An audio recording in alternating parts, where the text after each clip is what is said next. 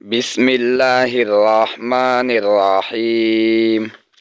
আমরা গত পর্বে অনেক লোক একত্রে মিলে যে নামাজ পড়ে তাকে কি বলে তা জেনেছি। যারা আগের পর্ব দেখোনি তারা ভিডিওর ডিসক্রিপশন থেকে দেখে নিতে পারো।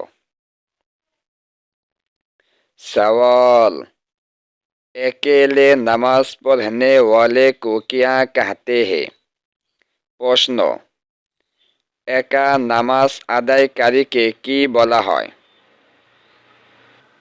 जवाब, अकेले नमाज पढ़ने वाले को मुनफरिद कहते हैं। उत्तर, একা নামাজ আদায়কারীকে মুনফারিদ বলা হয়।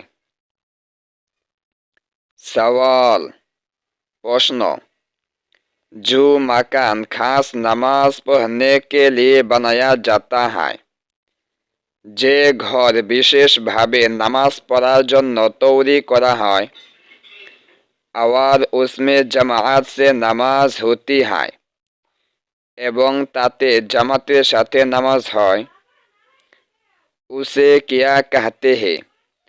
তাকে কি বলা হয়? जवाब, उसे मस्जिद कहते हैं। उत्तर, তাকে मस्जिद বলা হয়। सवाल, मस्जिद में जाकर क्या करना चाहिए? প্রশ্ন, মসজিদে গিয়ে কি করা উচিত? जवाब, उत्तर, मस्जिद में नमाज पढ़े, মসজিদে নামাজ পড়বে।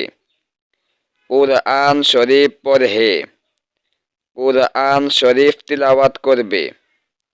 या और कोई वजीफा पढ़े, অথবা অন্য কোনো ওজিফা পাঠ করবে।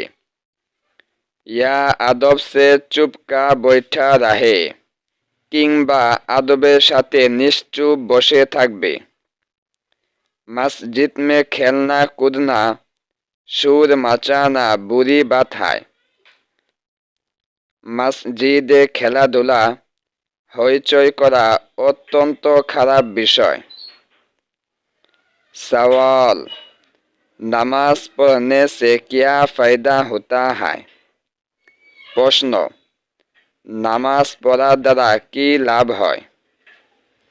जवाब, उत्तर, नमाज पढ़ने में बहुत से फायदे हैं। নামাজ পড়ার দ্বারা অনেক লাভ আছে। थोड़े से फायदे हम तुमको बताते हैं। অল্প কিছু উপকারিতা আমরা তোমাদেরকে বলে দিচ্ছি।